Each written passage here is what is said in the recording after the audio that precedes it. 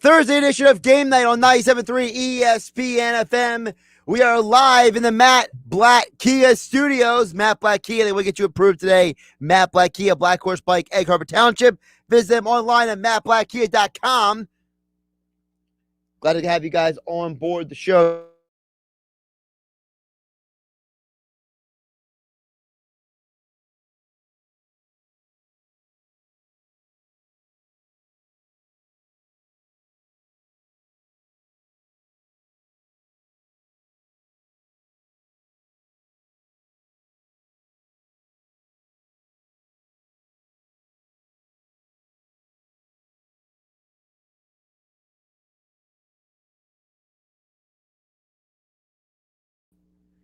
Man, the NBA has gotten real weird real fast. So we got to talk to NBA insider Brandon Scoopy Robinson at 6:20 tonight.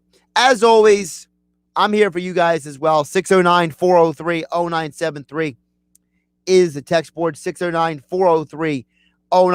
You're listening on 97.3 ESPN FM and the 97.3 ESPN mobile app. Also, we are live on Facebook, YouTube, and Twitter where you can watch the show. Just follow.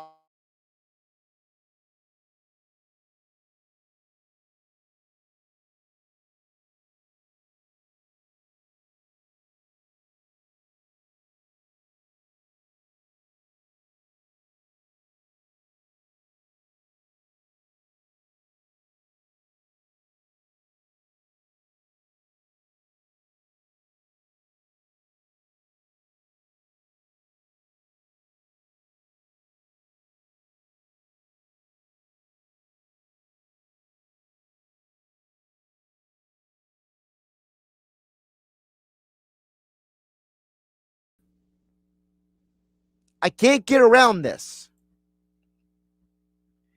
Is this team did the one thing I said they couldn't do. And I moaned and I cried about it for days now. And the texter who's texting in is saying, Josh, you said it. Your Philadelphia 76ers took the foot off the gas pedal and didn't finish the game. They didn't play for 48 minutes. They played for 36. And in 12 minutes, let the Hawks beat them to a pulp, annihilate them. And the only two people who scored in the second half of the game was Joel Embiid and Seth Curry. How does that happen? It is absolutely unacceptable for only two players to be able to score an entire second half of a game. This is the NBA. This is not college basketball. This is not high school basketball. This is not AAU. This is the National Basketball Association with players who are making millions of dollars. Millions to play the game of basketball. These players making millions of dollars can't score a basket, can't play defense. They just mentally quit on the team last night. I don't understand how that happens. How a self-respecting individual can walk away and say, yeah, we gave a good effort last night, boys. No, you didn't. You gave a horrible effort last night in the fourth quarter. You played 3 quarters and you didn't finish the game. If it was a drag race between the Sixers and the Hawks, the Sixers were a half a mile ahead of the Hawks. They took their foot off the gas. They reached for their cell phone because they were texting and driving that fell onto the floor. By the time they looked up, the Hawks were neck and neck with them down the line, and the Sixers realized they already used the NOS button, so they didn't have the boost, and the Hawks were going mano-a-mano with them, and they got nervous, and they choked.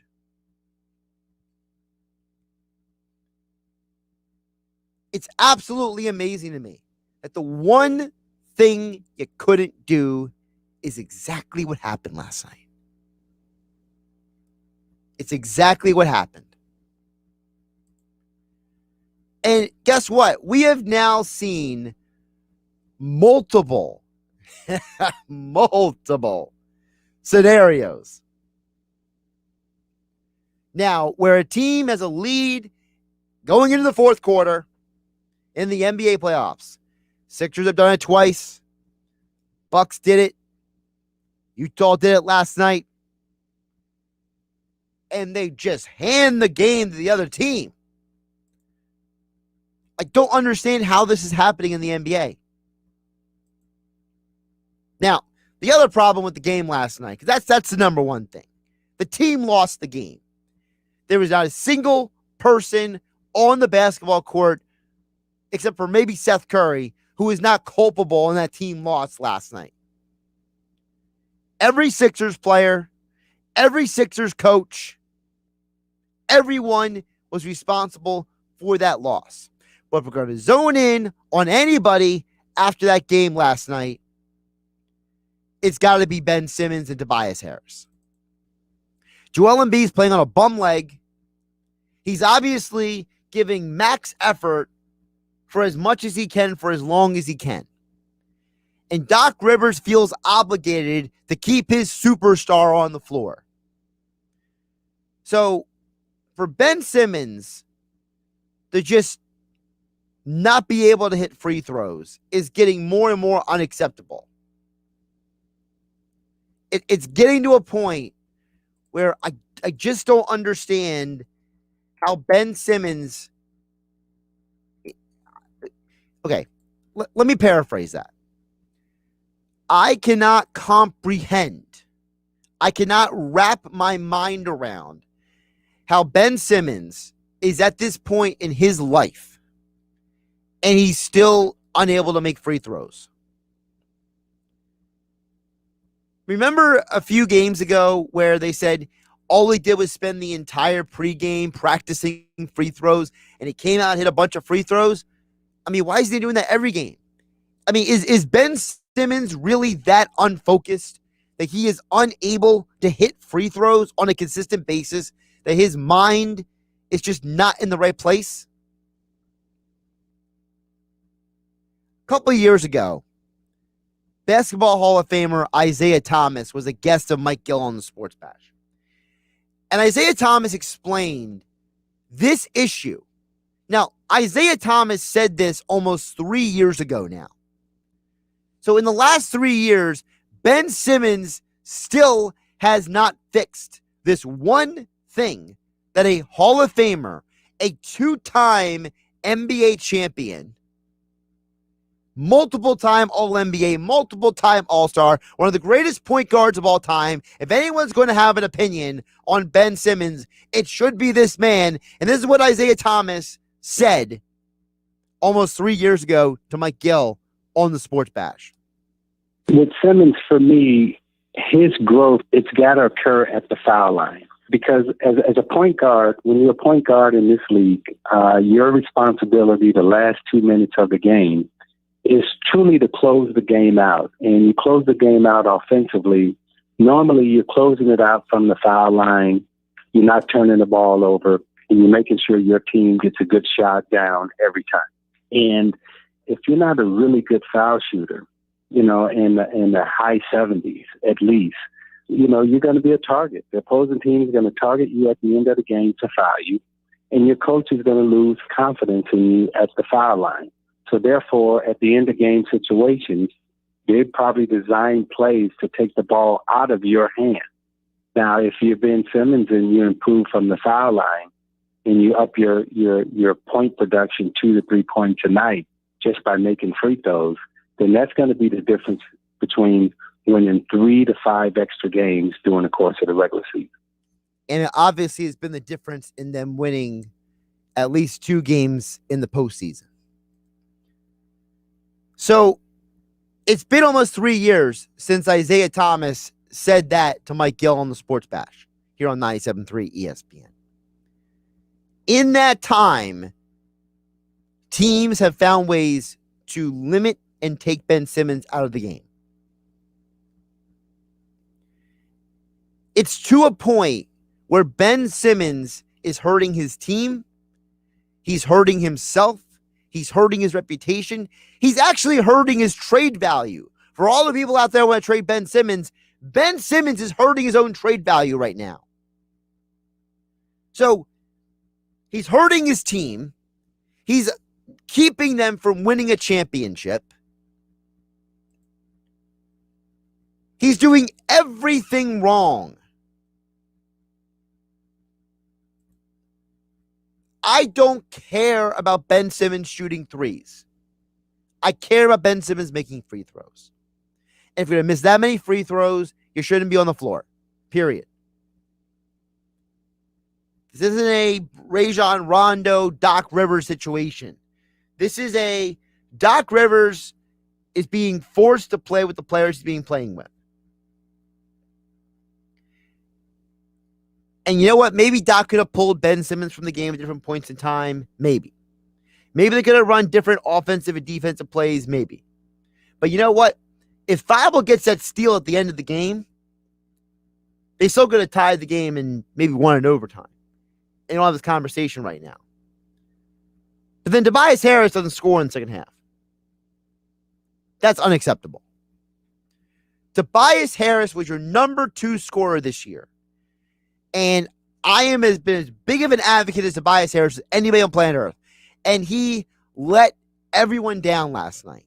He let himself down. He let his teammates down. He let the Sixers fan base down. He let the Tobias Harris fan club down. He let everyone down because of his disinterest in winning the game for his team.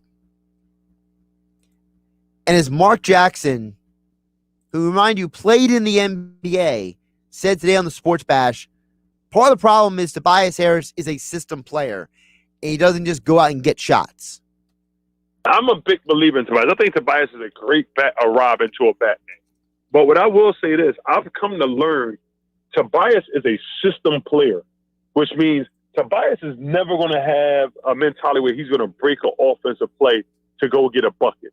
He's not that kind of guy. He's just, if you call his number, he's going to go attempt to get you a bucket. And I think that hurts when your number's not called and you're not a player that's going to go get it. With that being said, that makes you have to, as a coach, you have to call his number because you know he's not going to break a play. Sixers got a lot of problems. And, you know, I used to have the conversations before the pandemic about who do you trade, Ben Simmons and Joel Embiid. I stopped having those conversations because of the fact that when the pandemic hit, it just didn't matter anymore. It seemed like a negligible conversation. And then when they came back and then they fired Brett Brown, it was like, all right, let's see what they do with Doc Rivers. I want to see what happens. And now I'm back to the trade conversation. This team, I don't think, can go anywhere as currently constructed and win a championship. They may still beat the Hawks, get to the NBA Finals, but I don't know if they can beat the Bucks and the Nets anymore. I used to think they could, but not anymore. Josh Hennig here on Game Night on 97.3 ESPN. Of course, you can text in 609-403-0970. We also got comments on Facebook, YouTube, and Twitter. We get all of your guys' comments, as we'd always do here on 97.3 ESPN in just a bit. Don't forget, NBA insider Brandon Scoopy Robinson will join me coming up on the other side of the break. Game Night here on 97.3 ESPN being brought to my friends over at FanDuel Sportsbook. The NBA playoffs are here, and you'll be in hoops heaven betting all the action on FanDuel Sportsbook. There are so many exciting matchups, and FanDuel is taking the excitement to another level because new and existing users can bet risk-free throughout the playoffs. Here's the deal. If you're a new user and you sign up with my promo code Hennig, you get the $1,000 back on your first bet, even if you don't win. So if you don't win your first bet, you get up to $1,000 back. Plus, once you have an account, you can bet on same-game parlays and get risk-free bets every day. See, if the Sixers are losing, you can still win with FanDuel Sportsbook. And, of course, with those same-game parlays, combine multiple bets for an even bigger payout, and you only get them on FanDuel Sportsbook. And there are so many NBA market options that include player point totals, rebounds, assists, over-unders, point spreads, and more. You can make that same game parlay. If you don't win, new and existing users get $10 back every single day. So basketball fans, now is the perfect time to give FanDuel a shot. Sign up with my promo code Hennig to bet on the NBA playoffs risk-free. That's promo code Hennig for your risk-free bets exclusively on the FanDuel Sportsbook app. Must be 21 or to play and present in New Jersey. Risk-free bet for first online real money wager only and refund issued to non-withdrawable site credit that expires in 14 days. Same game parlay refund issued to non-withdrawable site credit that expires in 7 days. Max refund $10. Restrictions apply. See terms at sportsbook.fanduel.com. Same game parlay available for multiple sports in all states on mobile and web. Gambling problem? Call 1-800-GAMBLER. All right, coming up on the other side, we'll dig more into the Sixers, the NBA playoffs, this coaching carousel fiasco with the one and only Bally Sports NBA insider, Brandon Scoop B. Robinson, right here on GameNight on 97.3 ESPN FM and the 97.3 ESPN mobile app. It's free, thanks to First Bank of Sea Isle City.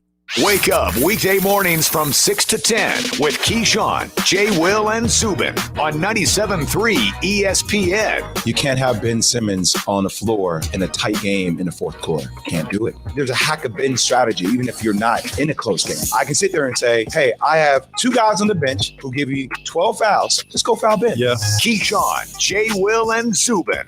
Weekday mornings at 6 on 97.3 ESPN and the free mobile app. You've got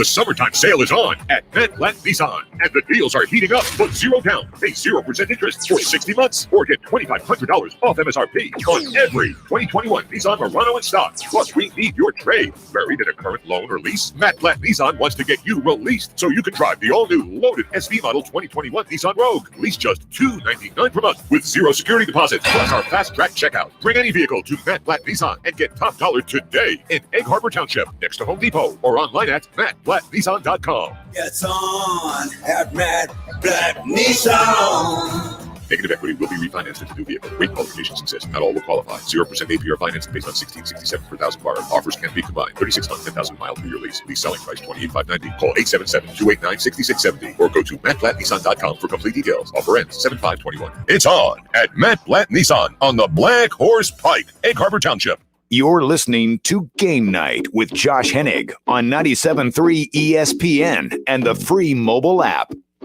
Josh Hennig here on Game Night on 97.3 ESPN FM, 97.3 ESPN mobile app. And we are live on Facebook, YouTube, and Twitter, where you can see my next guest joining us right now to get more into the conversation about Sixers Hawks, the NBA playoffs, and more.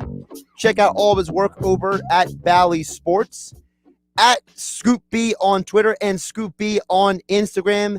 He is the man, the myth, the legend, Brandon Scoop B Robinson, joining us here on 97.3 ESPN. My friend, welcome back to the show. How you doing? Busy but good. How are you, man? It might help if I stop the music playing. It's been a crazy day.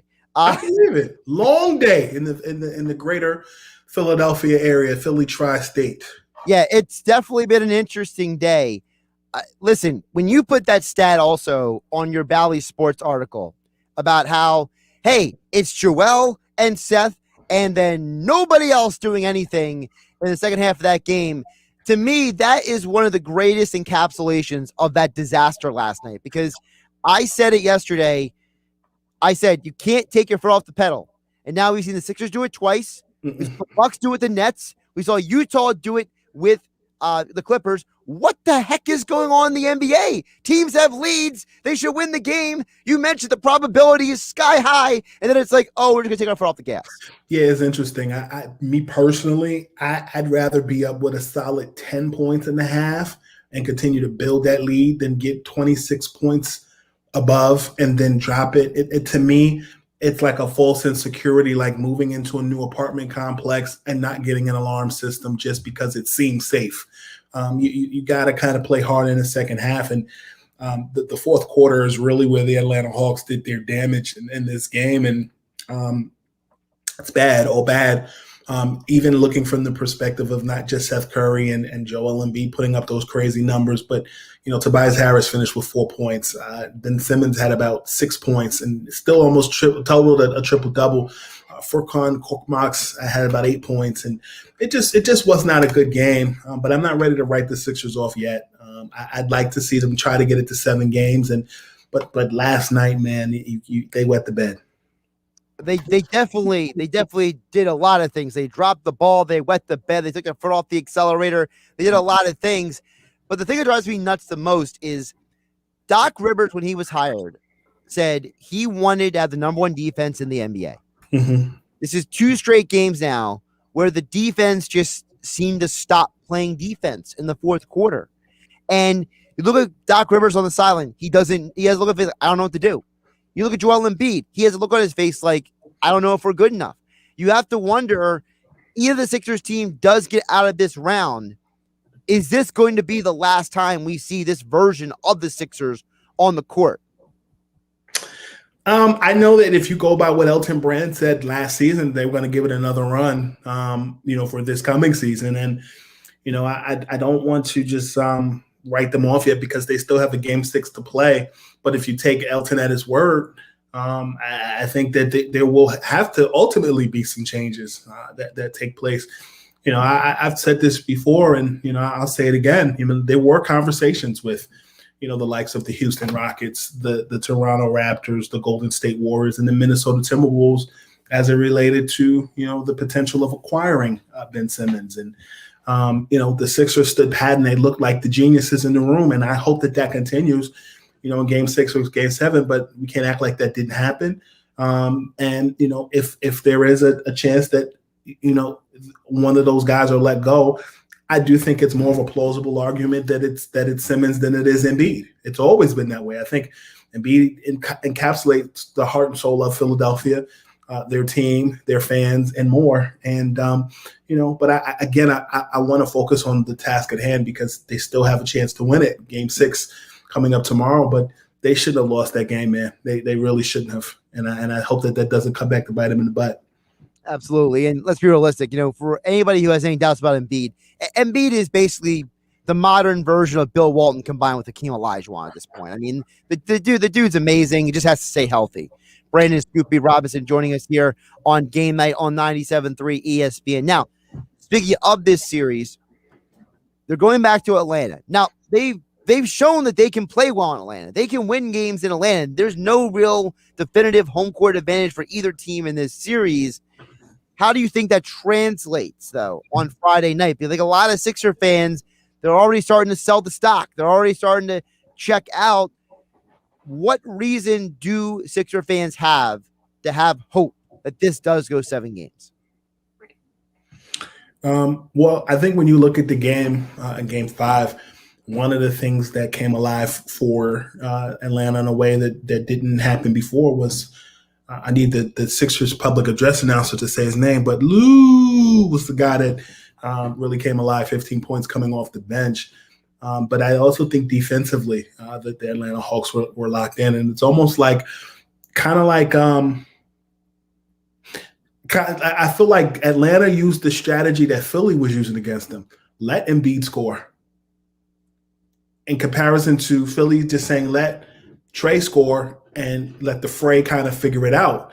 And I think what happened to the Sixers in this particular game in Game 5 was it wasn't just Trey, it was also Lou Williams. It was also John Collins, who's really come alive in the last few games. You saw spurts of it in the last series against the New York Knicks. But I ultimately think that, even Danilo Gallinari getting key rebounds and getting key jumpers. And, I think that for the Sixers is all hands on deck. I also do think that they're missing the veteran presence of Danny Green.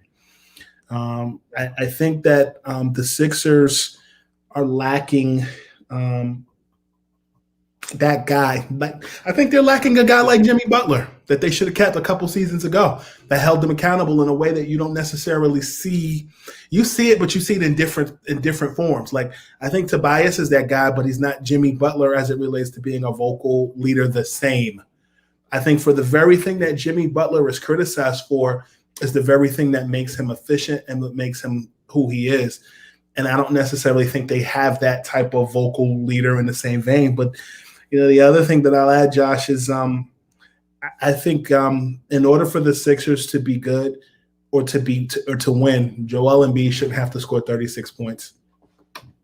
Yeah, and it shouldn't just be him and Seth Curry doing all the scoring either. I mean, that part was just ridiculous as well. Now, you and I have talked a lot about Tobias Harris, and I want to ask you about him because he had a rough night last night. I've been a big advocate of him. I think Tobias, what we saw last night is not Tobias. I thought that he had an off game. Yeah, he had a bad day at the office. Mm-hmm. My question for you is, I heard someone say today that they feel like Mark Jackson from NBC Sports Philadelphia played in the NBA. He believes that Tobias Harris, he's a little more of a system player, that he's not a guy who breaks the offense to demand the ball, and that Doc Rivers needs to run more plays for him. What do you think about that? I know Tobias. He would disagree with you. He's not going to say it. So I think when you look at a situation with, a system where you have Ben Simmons, Tobias Harris, and Joel Embiid, if the face of that team is Joel Embiid, the quietest guy or the kind of the low key guy isn't going to say, at least in my mind, I can't speak for Tobias, but in my mind, give me the damn ball. That's more Keyshawn Johnson's lingo. Right. I heard the ESPN commercial before we came back from break. But, ultimately, man, I think when it comes down to Tobias Harris, in order for the Sixers to win, he's got to kind of take over in his own way like he did in Game 1 against the Washington Wizards in round 1. I think he had 27 points or 37 points in that game. I think Tobias Harris does deserve the ball more. And I also do think when it comes to Mark Jackson, I have great respect for. I've seen him in and out of the arena during my trips to Philly at Sixers games. But I do think he's right that Tobias is a systems guy, and he's the right guy to play in a system because he played for Doc Rivers in L.A. So if anybody knows Doc Rivers' system is him. I do know that during his free agency period, a team not named the 76ers looking at him was Utah, which is a systems organization. I think he'd fit in Indiana. And this is all speculative as it relates to just fit, not anything I've heard. But so I think if he's a systems guy, he should have no problem playing under Doc Rivers. And I also think that the Sixers have a chance to figure it out in Game 6, and Tobias should be part of that process. Now, the Sixers, they're down 3-2. They're going to Atlanta. Game 6 tomorrow night, 7:30, right here on 97.3 ESPN. Tom McGinnis on the call here on 97.3 ESPN FM. You mentioned Doc Rivers. What is your level of culpability, blame you want to put on him for this team being down 3-2? Because there's some Sixer fans who are saying Doc's not the same coach he was in Boston. They kind of throw all that kind of stuff out there. So what is your perspective on the head coach, Doc Rivers? I like Doc. I've always liked Doc. Doc is a good coach, but I also do think that when you look at Doc Rivers and the criticism that they had for Doc when the Clippers lost last season, is some people have said he's mailed it in ever since he won a championship with the Celtics back in 2008. Now's a chance to prove people wrong.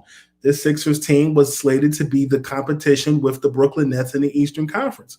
Walk it like you talk it.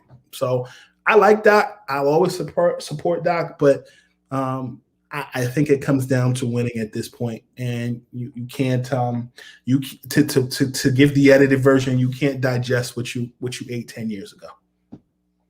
Brandon Scoopy Robinson joining us here on Game Night on 97.3 ESPN, at Scoopy on Twitter and Instagram for all of your NBA coverage. You mentioned the Nets. I can't not have you on and not talk about the Nets, because Kevin Durant probably had the greatest game of his life the other night. And that game is tonight. Folks can hear it right here on 97.3 ESPN as the Nets try to close out the Bucks here. And I'm not saying Kevin Durant can't do it again tonight, but man, is there somebody else on the Nets that can help out a little bit tonight? Because Kevin Durant is amazing, and I think he is spending day by day, proving that I'm Kevin Durant, man. Comment every single year. But man, I don't want to see him go down shooting all the bullets in the holster by himself, man. Blake Griffin, I'd like to see have a good game. But the other person on that list that needs to step up tonight is Joe Harris. This is the moment that they signed him for. They paid him more than most people may have, and he's been kind of quiet. I really feel like Jeff Green, at least from downtown, did a lot of the shooting that Joe Harris would normally do in the regular season. I know that he set a Nets record, and we're talking Jeff Green here. He set a Nets record coming off the bench for the most points scored by a Nets player coming off the bench, and that was 27 points. At one point, he went either 6 for 6 or 7 for 7 from downtown. A lot has happened in the last 48 hours. Excuse me for not having the exact number, but it's somewhere in that ballpark. But what I'll say to you is, in order for the Nets to do well tonight, you have to continue to force Giannis outside of his comfort zone defensively. He in Game 6, in my opinion, Giannis fell in love with that fadeaway jumper at times when he could really bulldoze his way into the lane and even draw fouls. I think also Chris Middleton, you're going to have to see 25 to 35 points from him easily. You have to see, you don't have to worry about Giannis and his scoring production and filling a stat sheet. That's always going to be Giannis's game, but how he gets his points is going to be a factor. And also, I think the biggest criticism for Giannis in this series has been his free throw shooting. I think, the league has been kind of lax with, giving him lane violations and whatnot, or free throw shooting violations. But, I think that the refs are going to let them play, but I think they're going to be a stickler for just playing the right way this evening. I do expect the Nets to close it out tonight for the sake of Kyrie Irving and his health. They need to, so that he can find a way to be with his team at the right time. And, I'll add that it shouldn't just be on the big three to do well. And I think you've been seeing that through all 5 games so far. One night it is Blake, one night it's Jeff Green, and now it's Joe Harris's turn to step up for Brooklyn. don't forget about Mike James too, man. He was game one. I can't forget about Mike James. Mike James has been a goal of godsend for Brooklyn this season. When I first heard they signed him, I was like, you talking about like Mike James that played for the Pistons in the 2004 finals? Right. It's a different Mike James. Oh my goodness. And now, speaking of Giannis, I also think I ask you, you mentioned about the other things, but one thing you forgot about is the defense. Some people are saying, hey, Giannis needs to guard KD. Enough of this, PJ Tucker on KD thing. Where do you stand on that argument? Because I feel like there's arguments to be made on both ends. Obviously, PJ Tucker has a history of guarding Durant, but Durant's got about, 8 inches on him as well? Giannis, at least physically, would be a better matchup, but it seems like the Bucks don't want to have Giannis every time down the floor on him. Yeah, I think at certain points you'd like to see that. I'm talking to the greater Philadelphia market. Sure, you remember the days of, the Sixers and the Lakers playing in the finals back in 2000 and seeing, or 2001, pardon me, and seeing, at times Kobe Bryant guarding Allen Iverson and vice versa. It wasn't just Ty Lue on AI the whole time. So I'd like to see at least some stretches of the game similarly where you do see Giannis on KD because, unlike PJ Tucker, Giannis has length on KD. And I would like to see that, his long arms being outstretched and making it a game. But like I said, I'd like to see the Nets close it out tonight. Defense from Giannis, from PJ Tucker, from you, from me, from the ticket boy. Ultimately, I'd like to see that it's time because the Nets shouldn't have given up that game last Thursday, and they did. They should have given them that game Sunday either, and they did. It should have been long over by now. Only thing I can promise you is defense. I don't know if I can do much else at this point, my physical ability. So there you go. Brandon Snoop B. Robinson, NBA insider, Bally Sports, joining us here on Game Night on 97.3 ESPN at Scoop B on Instagram and Twitter. I can't not have you on and ask you about some of this coaching fiasco because, first of all, what is up with all of these? They're mutually parting ways. They're leaving the team. Whatever happened to coaches being fired? I mean, this is such a weird situation that's going on in the NBA right now. I blame No Child Left Behind. Ever since No Child Left Behind, everything is a little softer on a croissant bun with the crust cut off. It's a new day. And yes, you're absolutely right. Parting ways and more is a very interesting dichotomy in the National Basketball Association. Yeah. So what is your take on this? So in a period of 48 hours, the Athletic article comes out. You speak to Mark Cuban. You had all that information right there at Bally Sports. And then all of a sudden, about a day later, Rick Carlisle's like, I don't want to be here anymore. After Donnie Nelson says, I don't want to be here, or he was fired. I don't really know what really happened, honestly, but I'm asking you, what is going on in Dallas? Well, it's funny you mentioned that. I got a call from somebody 2 weeks ago. It was a Friday. It was the day that Damian Lillard did the interview with Chris Haynes, and he told Chris that he wanted Jason Kidd in as the next head coach of the Blazers. I got a call from somebody in the know, and they basically said that Carlisle is out of here. And that was the weekend that they played Game 7 against the Clippers. They said, if Dallas does not win, Carlisle is gone. I was like, you think so? He goes, yeah. So I left it alone. At the same time, I was hearing stuff about Jason Kidd. So fast forward to like today, I literally was in the bathroom washing my face, and someone texts me and goes, so is Kidd next? And then I got another text message from somebody in around the league that said, Carlisle has a job lined up already. And so I was on Instagram Live today doing my weekly thing with Bovada, and I was texting while I was on live, and they said, have you heard Celtics? I said, I heard that 2 weeks ago. They go, yeah, they're a big front runner. So I was quiet, but all the things that were coming out today was stuff that I had heard 2 weeks ago, and kind of was just like, when you heard, Mark Cuban say, that we're going to, stick with Carlisle, it seemed like they were saying all the right things. So I kind of left it alone. In the grand scheme of things, I think that Athletic article kind of shook up the soda quite a bit. And I think that the article about the guy in the front office, that's their shadow GM, my instincts tell me that it was time for Dallas to move on with that guy, and that there's a level of uncertainty with Luka as it relates to personnel and his long term. It's almost like he's young. You need new blood. And so I did talk to Mark Cuban a couple of days ago, and he did tell me that, that article was fictitious. And what he said off record, I'll leave, but on record, he said that the article was false. I think there's some truth somewhere in there, but I also do think that whenever you're citing a source, multiple sources who are saying various things, sometimes that person may have a gripe or beef with the particular person. I feel like those who were let go, and they needed to be gone. Now the Dallas Mavericks have the task of hiring their next coach. Jason Kidd is a name that I was hearing 2 weeks ago, and I've heard that that's part of the reason why he, in addition to Lillard lobbying for him, that's part of the reason why Kidd kind of stood pat. Kidd could take a job with the Lakers if Carlisle, if Frank Vogel and the Lakers don't come to some sort of resolution as it relates to an extension on his deal. So I think he's in a good position. He's also finishing classes at the University of Phoenix, because if the college ranks come calling, you got to have a degree in order to coach. So it's a very interesting thing. Carlisle, from everything I've heard, Boston Celtics, former Celtic himself, it's an intrigue to potentially coach Jaylen Brown and others on that team. So that's what I've heard so far.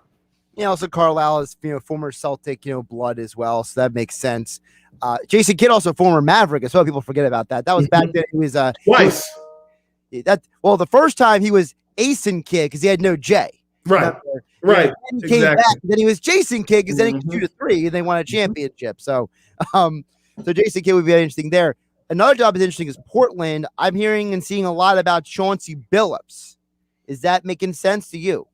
I spoke to someone in the know last week who has said that Chauncey Billups wants that job, and that it's a job that he wants. But I also will say another name that you should pay attention to, if Damian Lillard has say, is in David Vanderpool, who just stepped away from the Minnesota Timberwolves. Right. He should have been a candidate considered before they ended up bringing in another candidate in season. They brought the Toronto Raptors assistant coach in to replace their coach in season. And I'm told that, he felt disrespected about it. And he'll be looking for greener pastures. And Damian Lillard and CJ McCollum have a good relationship with David Vanderpool. He's played overseas. He's played in the NBA.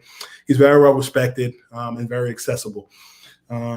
But I think ultimately it's going to come down to names that are usual suspects, like Mike D'Antoni, who's living his best life in Phoenix. I know he's interviewed for that position. Not Phoenix, with Brooklyn. He's living his best life with the Nets. And, he was a guy that was almost a hair's breadth away from being the next head coach of the Philadelphia 76ers once Doc Rivers became available. That's the thing. The Indiana Pacers were definitely an option. And I'll say this about the Pacers. A lot of guys pulled out of that whole Pacers interview position last year because of the owner, who is one of the oldest owners in North American sports. A lot of folks were kind of frustrated with that process. I'll leave it like that. But it's no surprise that the Pacers situation kind of went the way that it did. So that I know that Vanderpool was one of those guys that was interviewed in that position, and I think he's gotten his reps and practice in those interview processes. So hopefully Portland will come around. If not for Vanderpool or Mike D'Antoni, there's a lot of names that are going to continue to be floating around. The Orlando Magic is another team where a lot of guys are interested in that position. A young team, the chance to build that team. I personally think Jason Kidd would fit in Orlando. You see me keep shaking my head over here on the video stream here, and that's because I'm done with the Mike D'Antonis. I'm done with the Stan Van Gundys. I'm done with these guys who keep getting chance after chance after chance, and it's like, what have they done to keep getting these multiple chances? Stan was one and done in New Orleans. Mike D'Antoni had success with 2 of 4 teams.